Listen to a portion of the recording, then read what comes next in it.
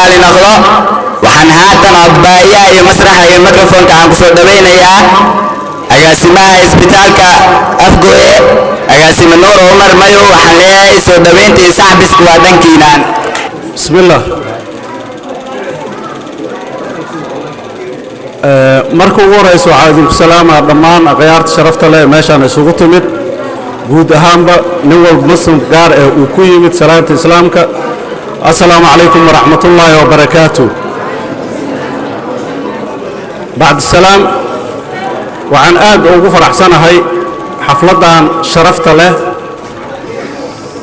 ee ay soo abaabuleen maamulka iyo macallimiinta iyo intii ku garab siisay ee dugsiga salaam aad iyo aad ayaan ugu faraxsanahay waana wax weyn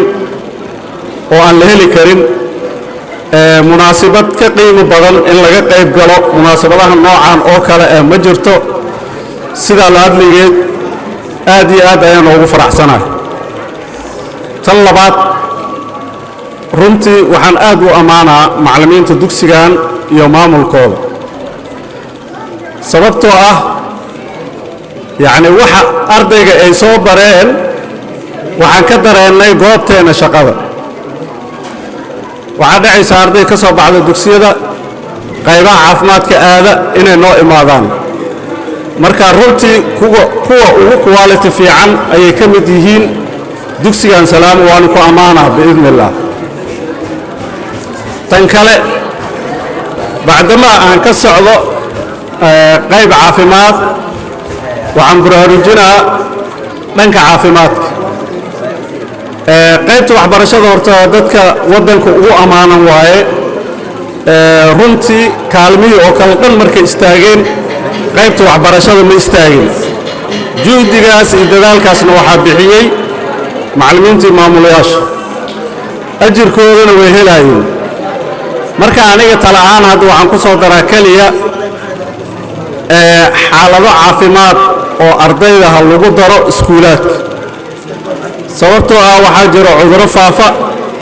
si aysan u dhicin in cudurradaas ay arday kale u gudbaan in baaritaan la sameeyo sidii awal waagiisii hadbar ay dhici jirtay daawooyinna la siiyo tan kale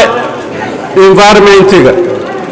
ardayga meesha uu wax ku baranayo tirada fasalka qaabili karto jawi ahaan in intaas lagu saleeyo biidnillah inay jirtaana filaa dhanka kale waa nadaafadda dhanka nadaafadda insha allah ma lidin faraayo dadkii aqoonta ay ka timidaatiin marka anoo warkaygaan sii dheeraysanaynin waxaan leeyahay xafladdan waa xaflad aad u qiimo badan